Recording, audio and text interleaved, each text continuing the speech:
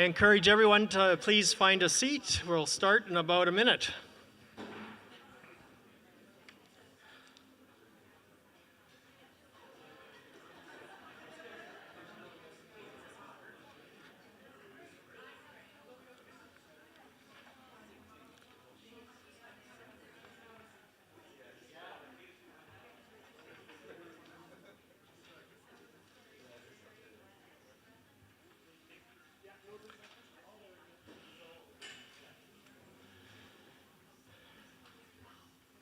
Good evening,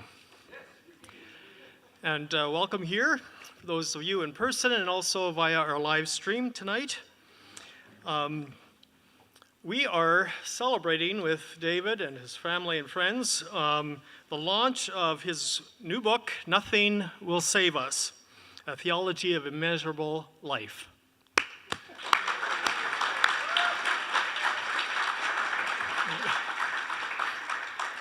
David, of course, is an author, a finely tuned intellect with an uncanny resonance with his neighborhood, or the locale where theology actually matters. David also is a pastor at First Mennonite Church here in the city.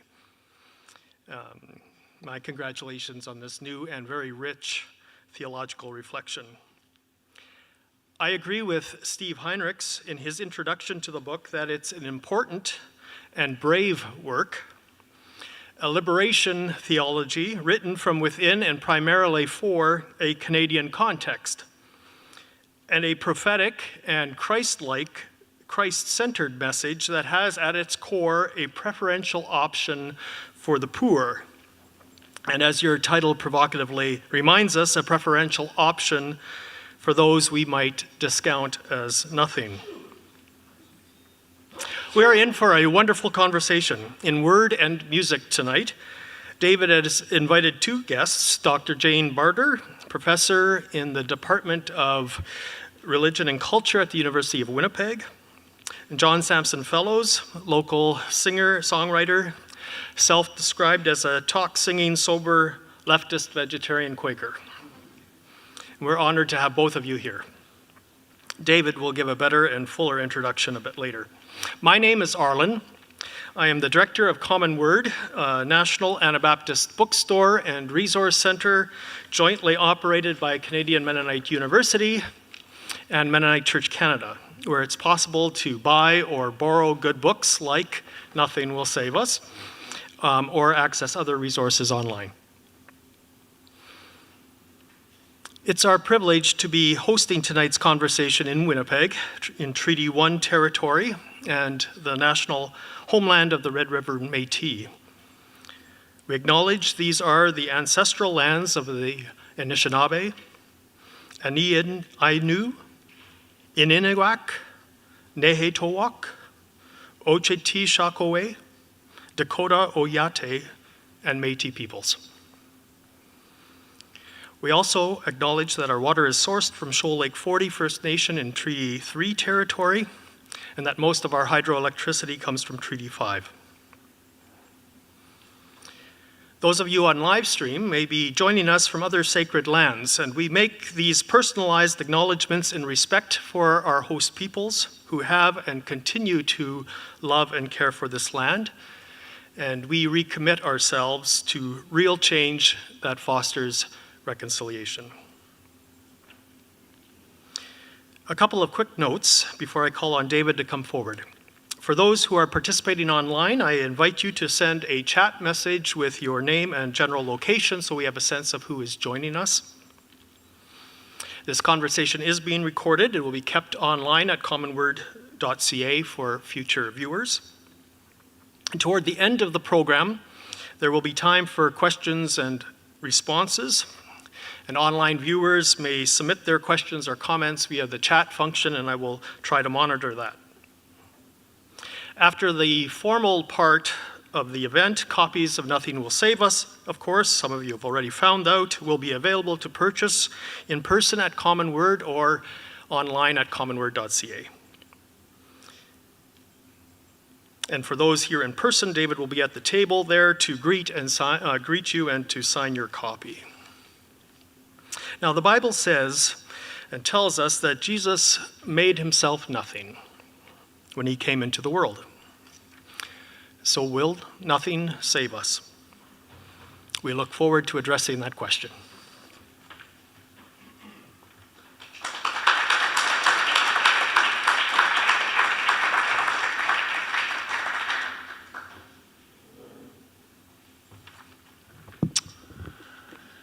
Hi, folks. I was very nervous for tonight. This was new. This felt very vulnerable.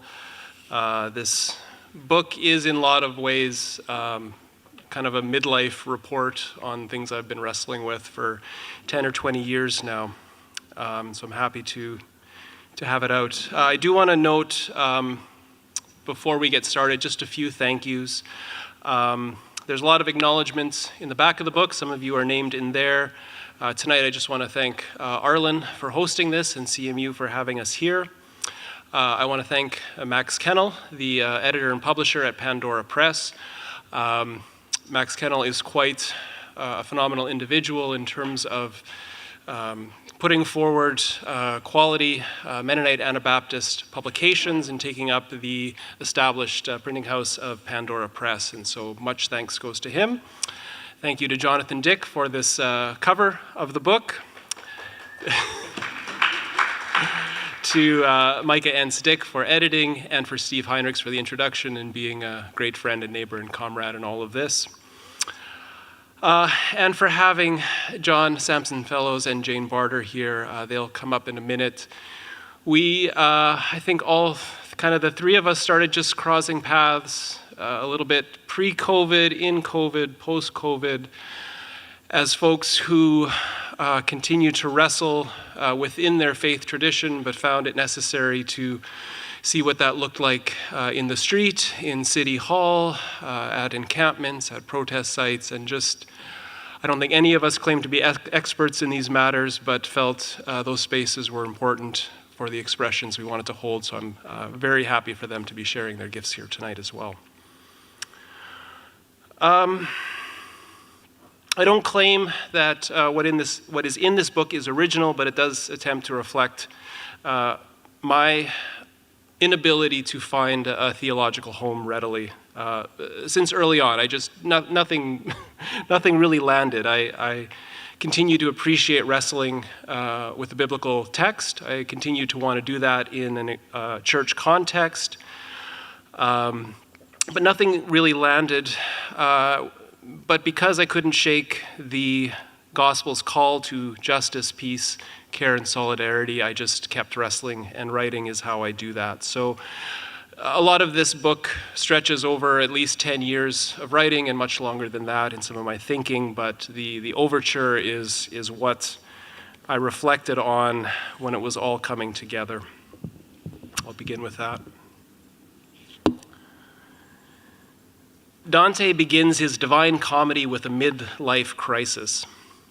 Having reached 35 of his allotted 70 years, he comes to his senses, finding himself off the path in the deep, dark woods.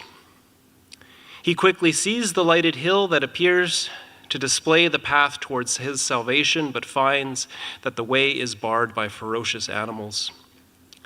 Turning back towards the woods, Dante is met by his guide, Virgil, who informs Dante that he must take the long way if he wishes to reach his destination. So begins Dante's grand allegory of the human ordeal passing through judgment and hell into salvation. I confess that I may have actually laughed out loud when I first read these opening lines about midlife, finding it all quite ironic. I had been invited by a friend to read Dante in my mid-40s, after all. All the more so, I was in the later stages of gathering and editing reflections of my own spiritual journey, which became the foundation of this book. Without stretching the comparison, I confess that Dante's Inferno has become a helpful metaphor for this book. After responding to a deeply felt impulse of faith in the gospel as a young adult, I discovered that there was no straight way to the kingdom of God, and that in fact the way was barred by the fallible and sometimes harmful beliefs and practices of the church. And so by the end of our 20s, many of my peers, for reasons that were understandable enough, had left the church altogether, A few others doubled down on the church doctrines and practices they inherited. I found myself dissatisfied with much of what the church expressed, but I was still compelled by the impulse of the gospel. And so I found myself returning time and again to wrestle with the question of authority. It was difficult to find what the church could be made accountable to. The typical response of the church to criticism was that it would only change on its own terms. After all, the church claimed a relationship to God and God's revelation. The church will claim that it is in fact humbly held accountable to God, the Bible, orthodoxy, liturgy, a greater judgment it might claim, puffing its chest, but then will proceed with exclusive access to the mediation of these authorities. As time went on, I found this evasion of accountability to be a feature of all institutions and systems, religious or otherwise. Institutions are built around values and authorities that are set and protected internally. Institutions can change, but rarely does an institution put its own authority and foundation into question, never mind cede authority. So what authority is adequate then to make a church, a nation, or an economy accountable? In these matters, I found no shortcut and was in need of a guide. What I did not expect from reading Inferno was how each circle of hell was filled not only with prominent historical figures, but more often with named and known contemporaries of Dante. Cynically, one could see Dante settling old scores by casting rivals or enemies into hell. But in most instances, Dante has pity, grief, even surprise at who he encounters. By the end, it feels like Dante has allowed his whole world to pass through God's judgment. Prior to reading Inferno, I began to feel uneasy, not only for the critical tone that runs through my reflections in this book, but also for the fact that I was naming groups and individuals along the way. Am I just throwing groups under the bus? Am I just, in the end, nothing more than a critic? Taking some courage from Dante, I began to look over this book precisely as a journey of trying to find what is adequate for judgment. To what can my faith, the church, and indeed the whole world be held to account? Perhaps it is a little too convenient for Dante to be the one passing through all these places, seemingly unscathed, leaving them behind. But it was his life and the world that he was witnessing in hell. This book reflects the places and investments I once held, many I still hold, and I wish for my life to be properly judged, not for any insulated cynicism, but precisely to clear the way for love, joy, peace, and beauty, which I trust the reader will find some of in this book. Above all, I view the following work as seeking an authority that my own life can be made accountable to, for judgment and salvation. We must be clear about what authorities we will be made accountable to, otherwise we will create or accept them in our own image, thus severing any hope of true repentance. And so in the end, I found I needed nothing for the journey. So at this time, I will invite John up for the first. In conversation of how the evening was going to unfold, we decided to have a bit of a soundtrack. And the songs, I didn't want to obsess over it too much, but we wanted to have some connection there. And if John has any words about this, but some of John's more recent songs reflect a lot of what we've been wrestling with in these things. So I'll pass it over to John. Thank you, David. So yeah, this song that I'm going to play came out of a lot of conversations with people in this room, people like my friend Ariel and David, Steve Heinrichs, people that I've ended up, Jonathan Dick, lots of folks, people I've ended up with at City Hall, trying to figure out how to hold our city accountable to the impulses of our faith and our ethics. And this has been a really interesting process for me, recognizing also that that our city is led by a Christian. So Scott Gillingham is a former conservative pastor, and so in a lot of ways represents a lot of what I feel as a Christian I'm opposed to in a kind of Christian nationalist sense. So, for example, the things that we've worked on together have been things like funding for libraries, funding for public services, things that actually make us safe, right? Instead of policing and roads, which is kind of the focus of the Gillingham government. And so it's been, I think, I'm really grateful to be able to have talked through these things with David and others. And so yeah, I wrote this song sort of about all of our collective experience of showing up at City Hall and how hard that can be. And it's got a chorus that I encourage people to sing along with. And it goes like this. It goes, roads and police and police and roads. Roads and police and police and roads. Roads and police and police and roads. Oh, that's where most of our money goes. So that happens twice. If you feel like singing along, I'd appreciate it. Manitoba, heavy construction squats upon City Hall's chest, squeezing the air from the ways we might care for each other in the days we have left. The mayor leads a prayer to ignore the poor and push the afflicted away, while senior advisors with sharpened incisors distribute the spreadsheets that say roads and police and police and roads. Roads and police and police and roads. Roads and police and police and roads. Oh, that's where most of our money goes.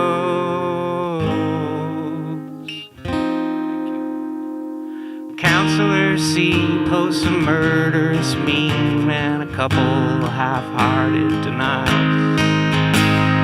Counselor B and Counselor D trade their tight white supremacist smiles. Free press reporters' attention gets shorter than the piece they will hide online. Another pastiche of a press release claiming that everything's gonna be fine. For roads and police and police and roads. Roads and police and police and roads.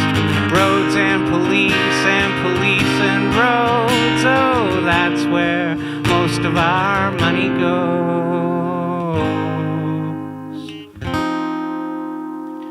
No room for research, no food or drink, no thinking something new.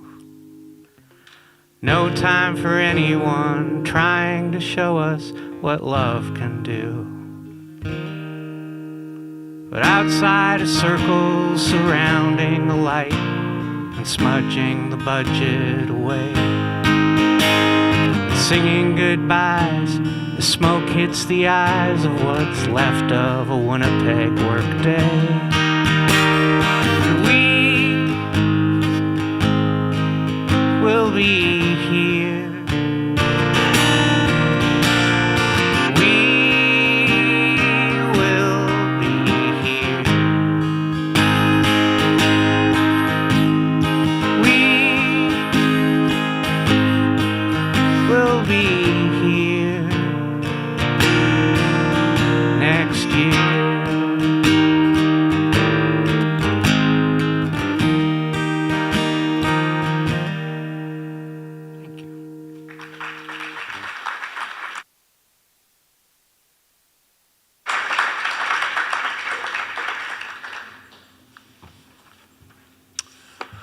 So I thought I'd take just a minute to actually talk about what I mean by nothing in the title. It's actually quite straightforward, deeply biblical in my mind.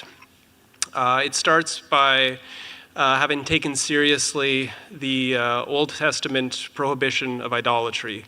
Its sense that it was pervasive, ongoing, inevitable, and that for all the laws that we find in the Old Testament, for all the symbolism, for all the ornamentation, for everything that we read there, we are told explicitly that in the most holy place, above the mercy seat, between the cherub's wings, was to be nothing.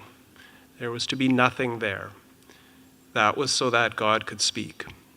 That was so that we did not to attempt to take control of the means of evaluating and putting a price on life itself. The Bible assumes that we are in the regular enactment of that failure, but that is the call of nothing in the Old Testament that informs and it plays out in the gospel when we read from Paul that God did not even consider God to be something to be grasped, but became nothing. And so if we are meant to find in the era after the tabernacle and certainly after the temple, if we are meant to find the most holy place, we are to gather in sites considered nothing by the world that are outside of its measure, that by which it establishes its own power and authority. And so really that is the theological claim of the book. It goes no further than anyone familiar with Latin American liberation theology who had the succinct statement, there is no salvation outside the poor. It is not mediated by the church or the priests, but by those who are made to suffer unnecessarily in this world. The flip side in the subtitle is that these places that escape or are rejected by the measure of the world become sites of the immeasurable. This is not to romanticize the people or places, certainly not to do that, but to acknowledge theologically what is happening there. So that's, for my second reading, that's really what I want to kind of read from. So I really struggled. I have a few little marks here to make sure I read a few sections here. So I'm going to start with an article I read about 15 years ago that was entitled Too Poor for Measure. And it looked at the idea of poverty, obviously something similar in that way, and the potential of that site because it was outside of the measure of the world. So I'll read a section from there, and that'll move into an account. I hope the book is filled with, I think in one of the parts I call it just witnessing to the immeasurable. Anthony Paul Smith and Daniel Colucciello Barber explore the idea of the immeasurable in relation to the evaluations of the world. Poverty becomes a critical idea both for addressing material realities and for considering a truly common name by which humanity may change. While most of us are able to gain some registry in the measures of the world through things like status, race, wealth, or labor power, it is sheer poverty that may allow us to understand a common form beyond the powers of the world. What other than poverty could we possibly say was truly accessible to all? We need to be incredibly careful here. This is not meant to communicate some romantic notion of poverty as an already existing communion of saints, certainly not of suffering as a moral good, but an acknowledgement that these are some of the few spaces that can possibly function outside the existing material and symbolic systems of our world, precisely because these systems have disregarded them as worth nothing, lending such things immeasurable potential. This is the overturning of all notions of wealth as we have measure for it. To attempt overturning the worldly foundation of wealth involves a wager without guarantee. While Smith and Barber intentionally deploy Christian imagery, they do not submit to any notion of a realized eschatology foregrounding the reality of risk in what I am calling discipleship. One cannot speak of poverty with any integrity without acknowledging that the very worst can and does happen. But by gathering at the sites of the immeasurable, we encourage one another to face our fears of chaos and scarcity, so that we might bear with one another, knowing that these are the sites of the unformed future. In resistance and faithfulness, we attempt to offer our lives within the flow of God giving life to the living through places of the immeasurable. Saidiya Hartman offers an attempt to track such spaces in her book, Wayward Lives, Beautiful Experiments. Here she traces the lives of Black women at the turn of the 20th century as they attempted expressions of life that were actively denied by their time and place. Hartman pursues women freed from slavery but with no place to access the freedom of the world. She attempts to see the world through their eyes, to consider, quote, a narrative written from nowhere, from the nowhere of the ghetto to the nowhere of utopia, end quote. This is the immeasurable that the faithful are called to honor as holy places. Hartman concludes with a long reflection on the life of Mabel Hampton, who for a time was able to perform in a chorus line in Harlem. On the value of choreography, Hartman writes, quote, choreography was an art, a practice of moving even when there was nowhere else to go, no place left to run. It was an arrangement of the body to elude capture, an effort to make the uninhabitable livable. It was an inquiry about how to live when the future was foreclosed. Hartman does a tremendous job of gathering a people without naivety or triumphalism who learn what it is to live when enclosed or ejected by destructive forces all around.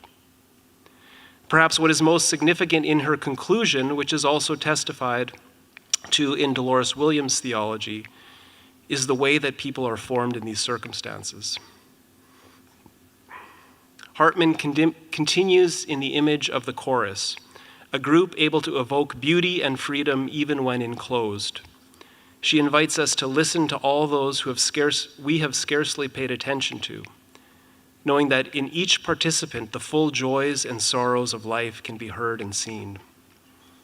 She writes, quote, the weight of all that has happened is palpable. The immensity of hurt and betrayal, articulated in the rhythm of the line, conveyed in the length of the breath.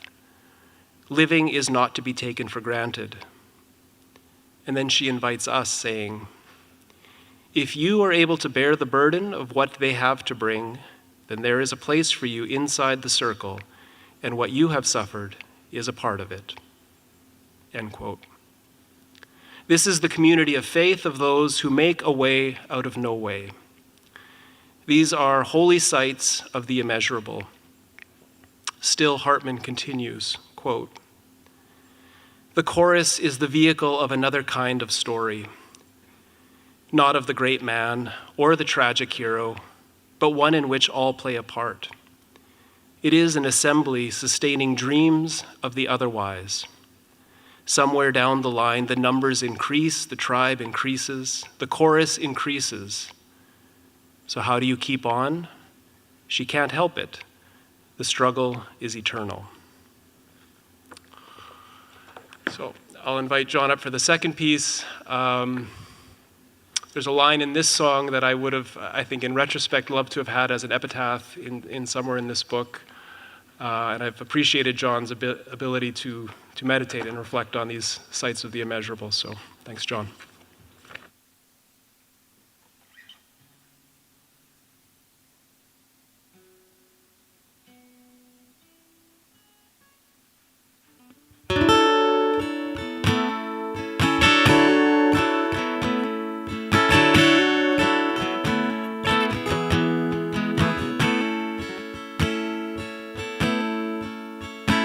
On the 21st day, the sun didn't hate me, the food wasn't angry, the bed didn't sigh. The ceiling said it's possible I might get my looks back on the 21st day of my stay.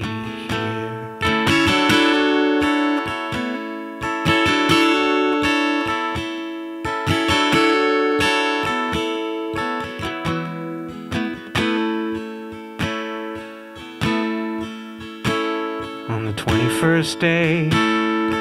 Danced to the 12-step, examined, admitted I'm powerless to.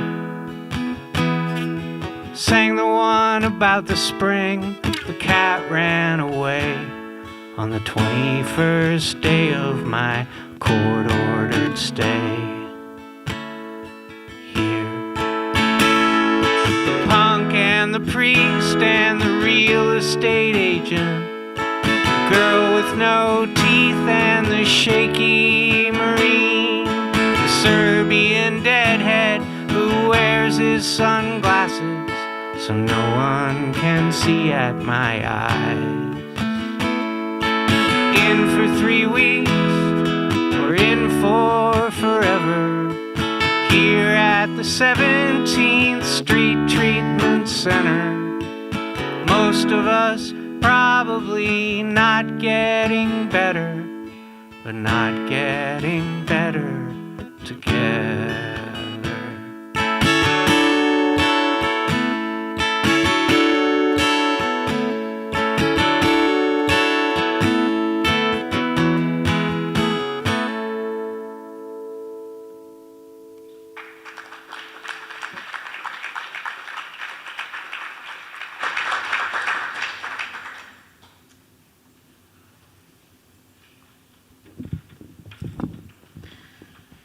Now we get the informal chit-chat that you get to listen in on.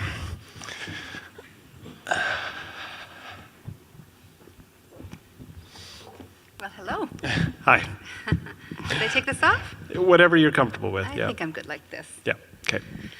Well, congratulations to you on a beautiful book. Thank you. It's beautifully written. It's well thought out. It appeals to lots of different audiences, and so thank you for it. So I want to begin, this is a very odd place for an Anglican to begin, but that's with the Bible. And I always admire people who, as an Anglican, who read the Bible and who read it so well. So I want to begin there. So I want to probe the way that you read the Bible, both as a preacher and as a theologian. And in the beginning of the book, you talk a lot about how the Bible has a persistent critique of structures. And so can you explain a little bit more about what you mean by structures and how those work in the biblical narrative? Yeah, thanks. I think, and again, when I think about sort of the critique throughout this book, like that is just, again, kind of everything. And I know, like I think back of some of my educational institutions where I might not be aligned, kind of theologically now where I see them, but I was in a place that took the Bible very seriously and was happy to engage with historical criticism, various interpretive methods, and just we read it thoroughly. And so, but I kind of remember one time a professor talked about the heavens. When you read particularly, well, no, I think throughout the Bible, but you can kind of tease it out a little bit more in the Old Testament, that the heavens were a realm of powers that, understood to be a realm of powers that impacted life, that hopefully we had some sort of negotiable relationship through God, whatever, or the deity of the people. But it started as I began to reflect on that, like that sort of, and as I wrestled with issues of politics and injustice, where does the dominion of Canada exist? Where does the power of money exist? And I started to think that there continues to be these realms of forces that we participate in, and yet it's greater than any one given individual. And so that sort of really started helping me to think about environment and to read the Bible instead of, when Paul talks about the powers and principalities, this isn't a realm of just individual discrete angels and demons. This is a realm that has a charged environment, and we know about charged political environments that include but are more than any one individual or group. And so that kind of thing just helped me, and in I forget which section it is, but seeing for the first time this pattern, reading about the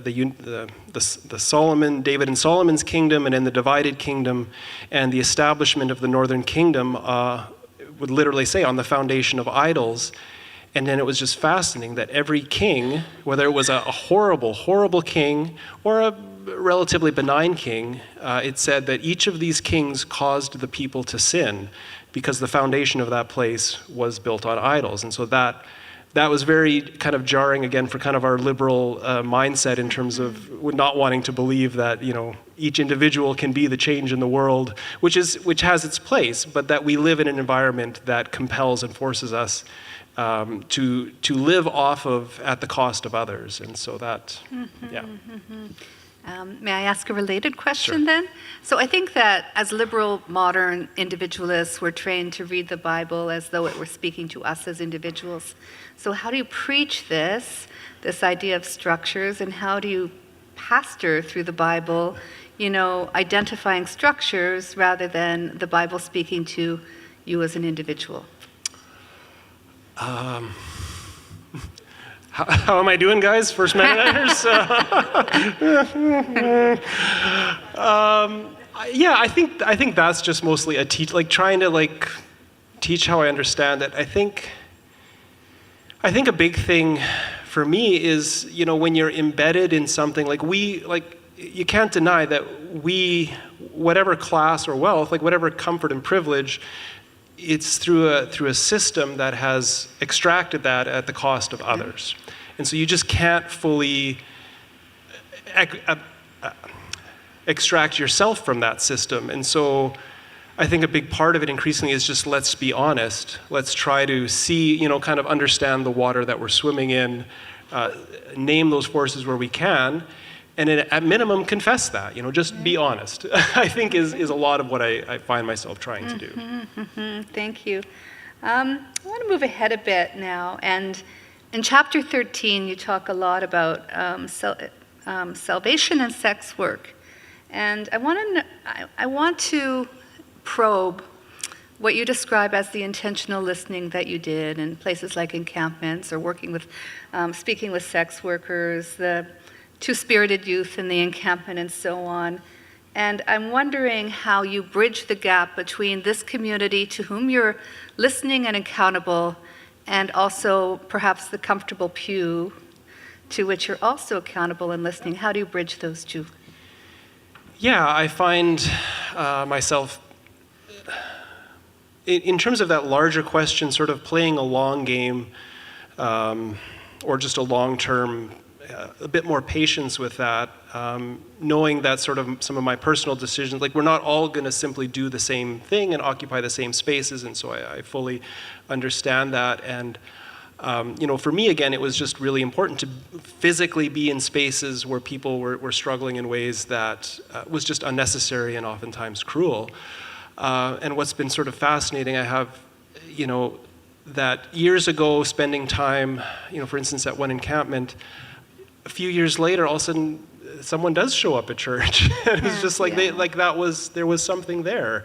And not that they need to show up in church. Another person asked me to, I'm performing a wedding, in a week from there. And so I've had a lot more patience in saying, understanding what, again, there's a personal role. We have to make decisions, but how that's going to play out in certainly my congregational context, I think I have a lot more patience. And so we had someone requesting, from a local organizer, someone requesting just space in our church building. And I'm like, yeah, that's great. And then also within a couple of months, we're getting all these phone calls for all the local organizers. And so now we've got, all these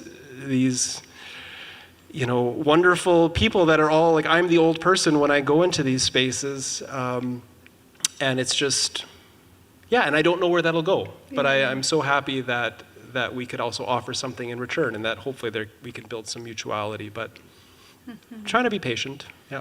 Very nice. Going back to the theme of individualism here, I think a lot of people are feeling sort of the loss of these communal places, maybe a loss of spirituality, a loss of a sense of the sacred, and many of them, I suspect, are attracted to a kind of nostalgic vision, a kind of, you call it theologies of grandeur, I believe, the grandeur of the Christian imagination in one of your chapters. So I think about groups like Radical Orthodoxy or the Liturgical Turn, and those places and those spaces and those ideas that would say, if we get back to a Christian community, everything's going to be okay, and people will come to us, I guess.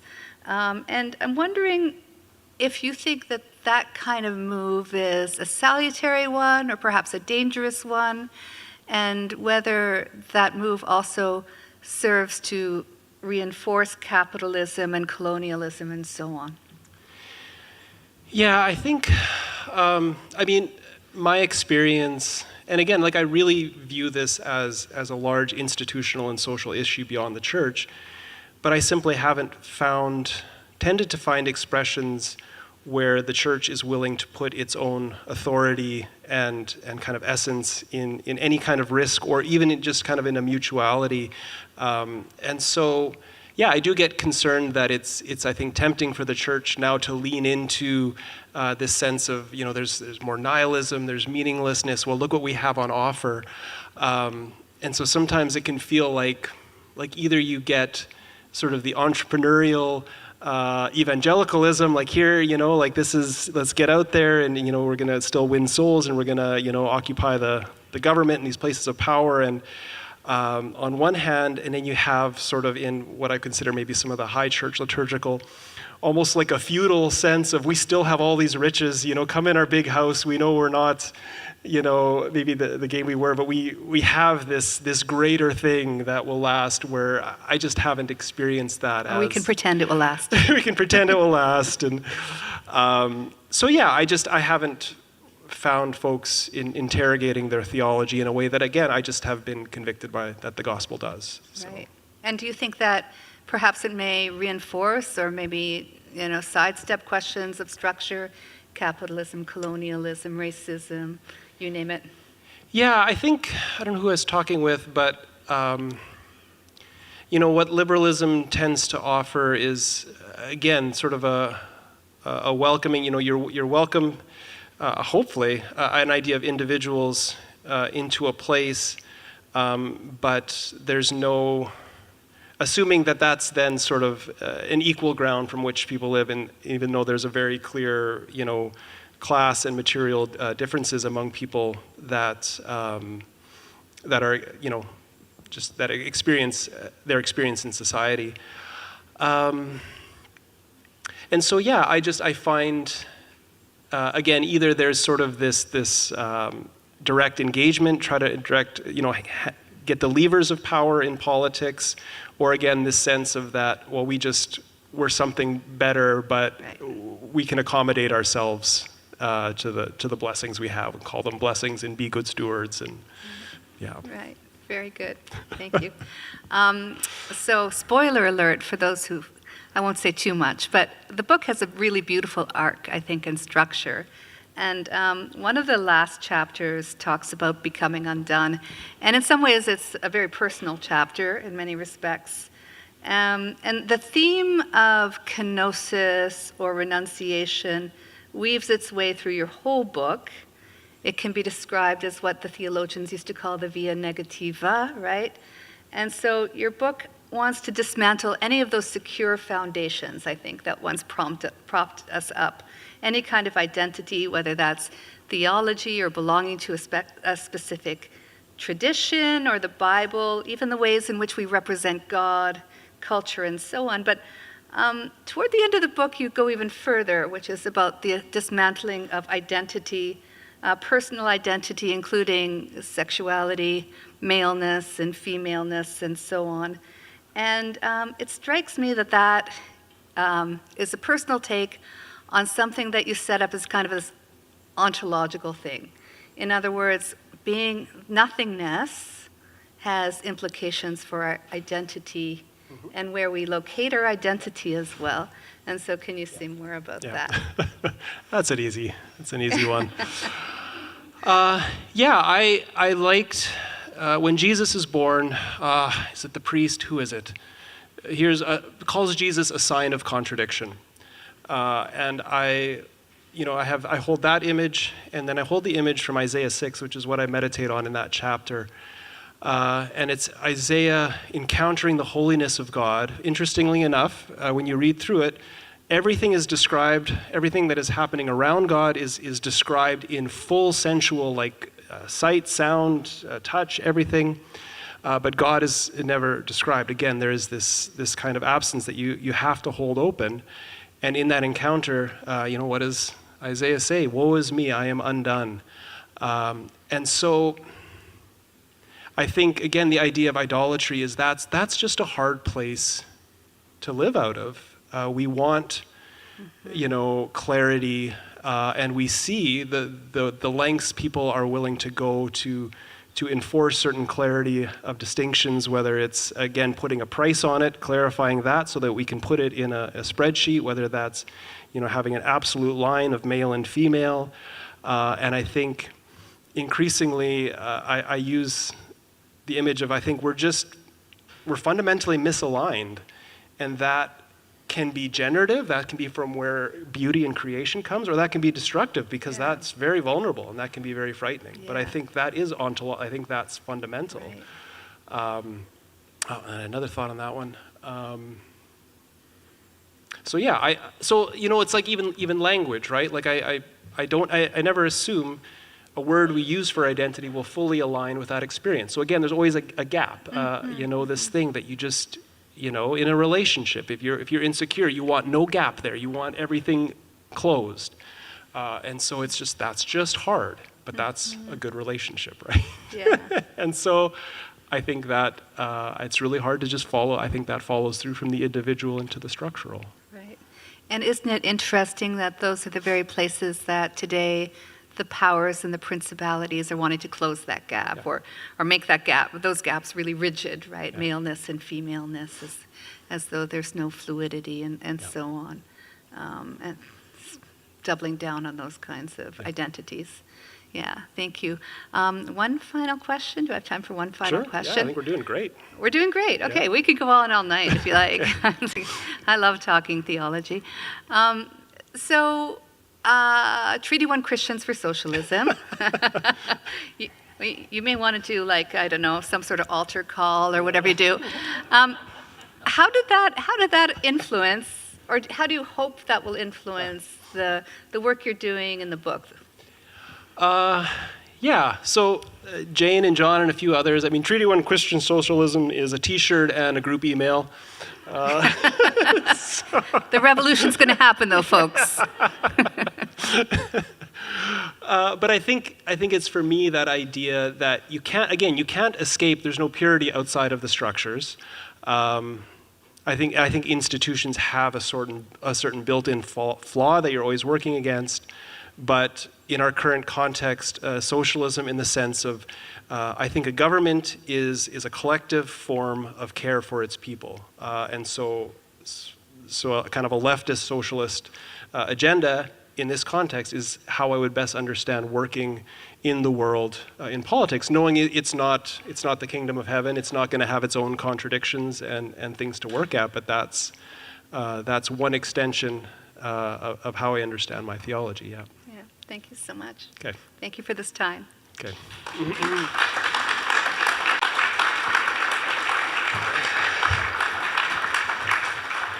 Okay, yeah, John's got one more song, and then we're up for Q&A.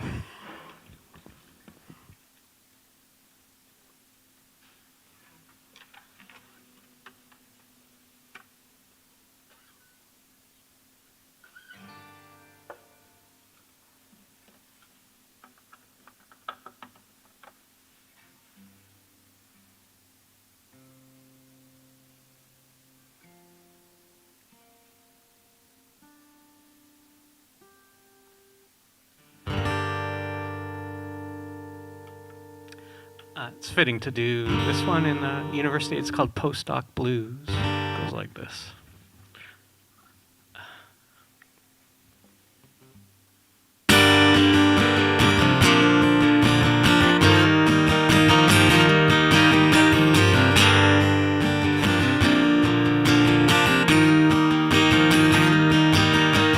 So your presentation went terrible.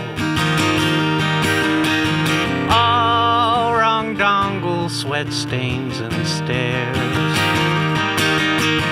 Leave the carry on with the sound down low. In your underwear.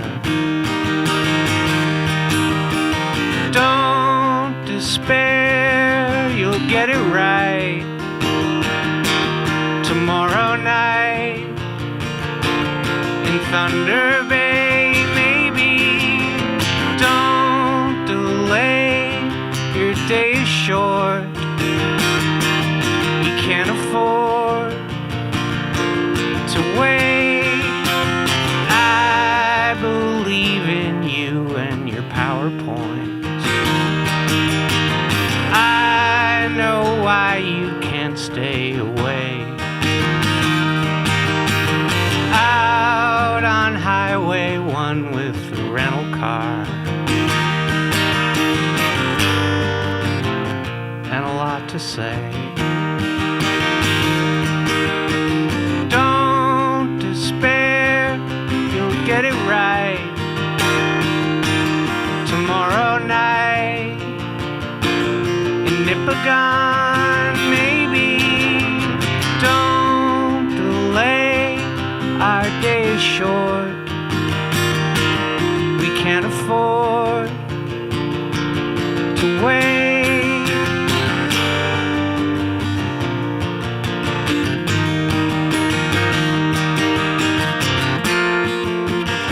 So take that laminate out of your wallet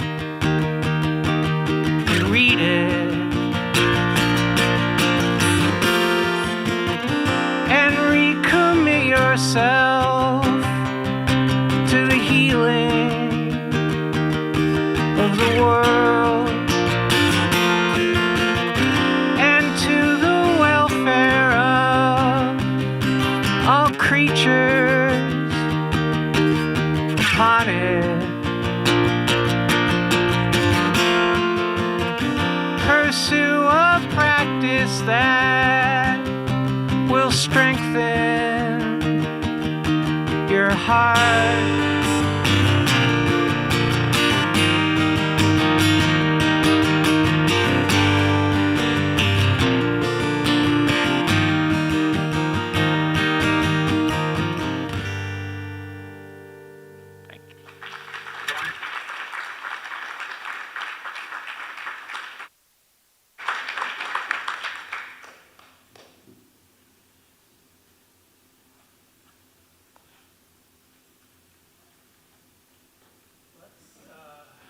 Let's now take a few minutes to just have extended conversation for all of us, and we'll open the mic in the center aisle. And if you have a comment or question or something to offer David or the rest of us, you're welcome to do so. Let's take just a few moments.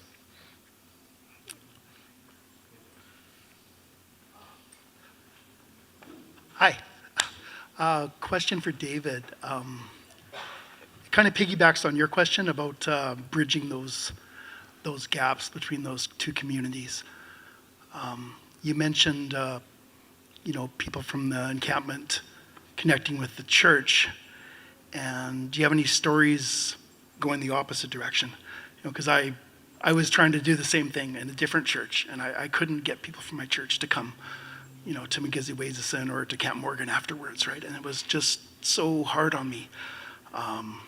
Did you have any success? And Yes. and it was really frustrating too. If you could talk about any frustrations and give some words there. Thanks. Yeah. So Michael was there's a whole chapter on, so this was, I never know how to do COVID time. The Kamloops discoveries and the ground penetrating analysis, that when that came out, there was a sacred fire struck on the legislative grounds, led by young Two-Spirit Indigenous folks. And so Michael and I, that's where we met. I think about that. A lot of relationships emerged out of that for me. And there was something so tangible. So I would, the fire burned 24/7, and they needed people to tend to it. And Mondays I usually had off, so I would take about 4 hours or so every Monday morning, and I would just sit at the fire. Sometimes by myself. Sometimes people would come and go. But but it was so amazing to have, and I think of Mennonites, we have that interesting, we are practical, but we're also very heady in a lot of our, what we would call spirit. Like, we don't really have sacraments. We don't have, we just have work. Work's fine. But that was a different space than something practical. But it was practical, and so we would have people from church bringing wood, and we would have them, coming on. I think it was on what was Orange Shirt Day at the time. Had some of our youth and young adults, and so it was wonderful to have a very accessible space that had such a significant meaning there, and so that was helpful to have that in terms of that, and the church responded well in that regard.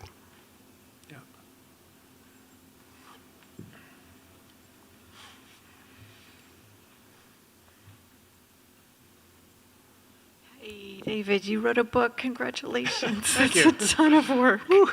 Labor of love, and it's out there in the world. It's like you've given birth. Yay. So I'm wondering, this is intense work that you're doing. These are intense reflections and trying to bring communities together and resist other things. I'm wondering, what are some of your spiritual practices to ground you in this important work? What do you do to keep your spirit alive? And Started smoking. yeah, the hard stuff. What's that? Sorry. For me, it's somewhat integrated. Like, there's just something. I included this in a sermon at church, images. Like, I would walk the back lanes of our neighborhood, and I loved it. Sometimes you'd see a heartbreaking thing, and then the next you'd have a graffiti of just this beautiful sentiment of hope. And I don't know, I do wonder about that. Like, I'm drawn to, am I gonna eventually feel the bottom of emotions? Like, I don't mind, I don't mind kind of sitting in some of that spaces. And so, but, because I find walking in the neighborhood has become a key spiritual practice for me. And because it's all of life is there. I don't know.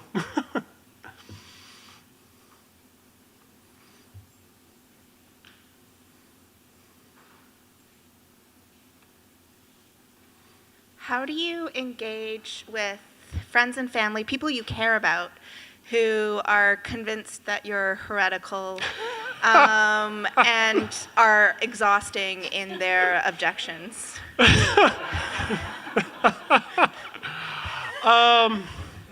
Okay, I would say that over the years has strained some more distant family relations. I think a lot of us went through that in COVID, no matter what. I don't know. You only have so much time and energy for any given relationships, and so I've stayed invested in immediate family, and we don't all agree on everything. But again, I just find myself playing the long game on attending to my health, making sure I feel part of it's not a spiritual practice, it's a bad thing. I'm a good compartmentalizer, so I can just go in a space and I'll just keep myself in this little box and that'll be fine. It's a mixture. Knowing who your people are in terms of biology and chosen and faith, and then attending to, a sense of integrity and well-being within yourself. Thank you.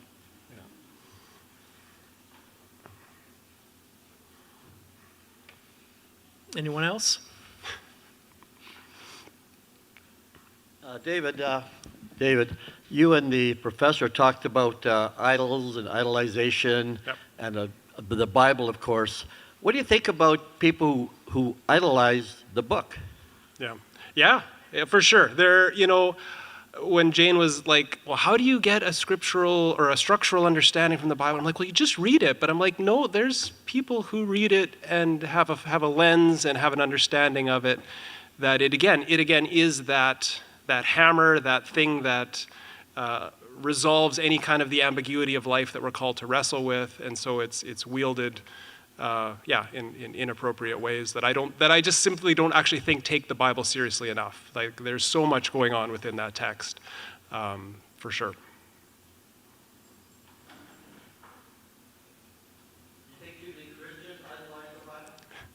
I think it gets misused and abused for sure. Like, so, yeah, I don't know exactly when I would categorize it idolizing, but it's, it's not God. It's not the Word of God. The Bible talks about the Word of God, and that's actually pretty clearly distinguished within the Bible again. And so it's, yeah. So I mean I think people do. I think it would be fair to say.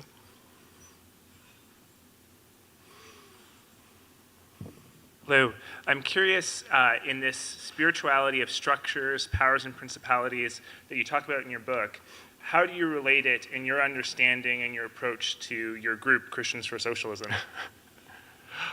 Like I said, we're an email and a T-shirt. No, we've done some book studies, and we have done some writing and organizing. So yeah, that it all informs each other. I don't know that I would have a super pointed response to that, but there's mutually formed. There's a great I inherited a church member's father's library, and there's some stuff in the 70s around the Latin American liberation theology, and there's a great collection from Chile, Christians for Socialism, at a time when there was, it was all happening right when there was a democratically elected socialist leader of that country that was then overthrown by a dictator, backed by the U.S. government, and while these theologians are trying to wrestle with these questions, and so it's, I try to certainly learn from other traditions that, again, we're not the first people asking these questions.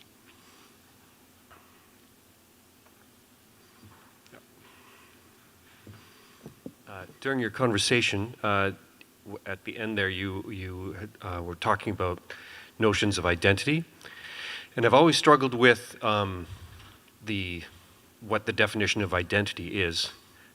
I know it's going to be a super hard question, Dave. Thanks, Roland. And I find myself increasingly thinking that perhaps there's no such thing as identity, as an individual identity. And I just wondered about your sort of definition or deeper reflections on that.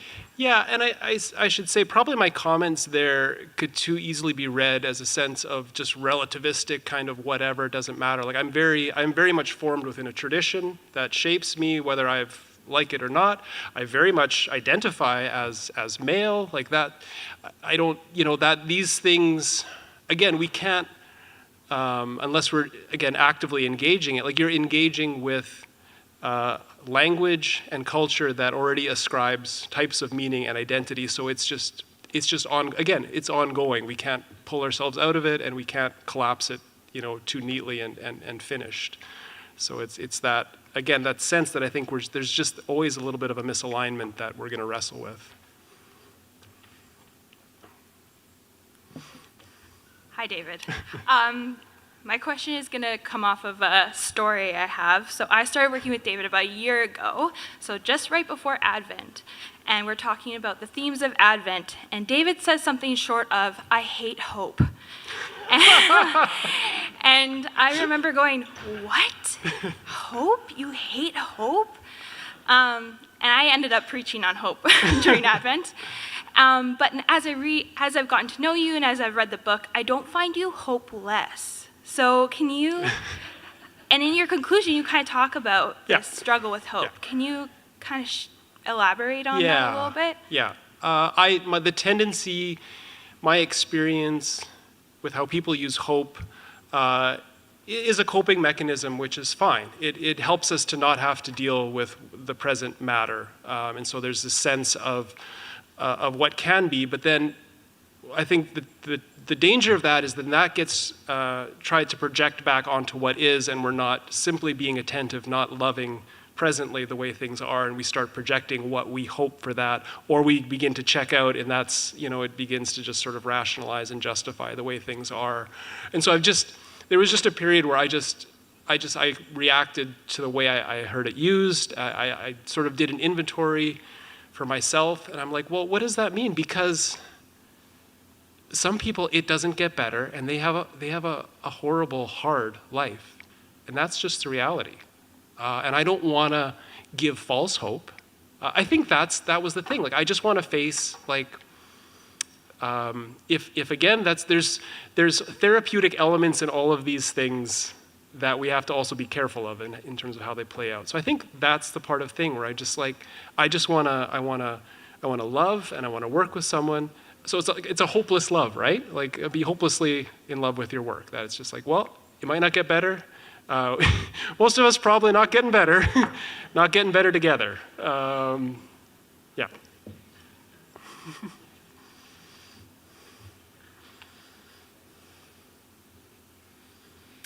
Thank you, and thank you, David. Thank you for everyone's engagement.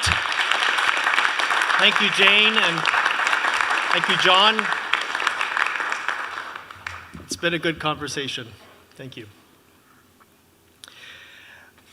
As I said before, this conversation has been recorded and will live at commonword.ca for future viewers, so welcome others to listen in at a later time. Please join us at Common Word to pick up a book to buy or to borrow, and have David sign your purchased copy at the table, or go online at commonword.ca. Now, may our conversation tonight, this evening, be an encouragement to, again, look toward and live within the margins, to acknowledge that there is no salvation outside the poor. May we each attend to the people and places often dismissed, despised, or discounted as nothing, and recognize our common place, our common humanity, to see and name idolatry and violence for what it is, and finally, to hear the good news of another immeasurable way. Good night, and thanks for participating.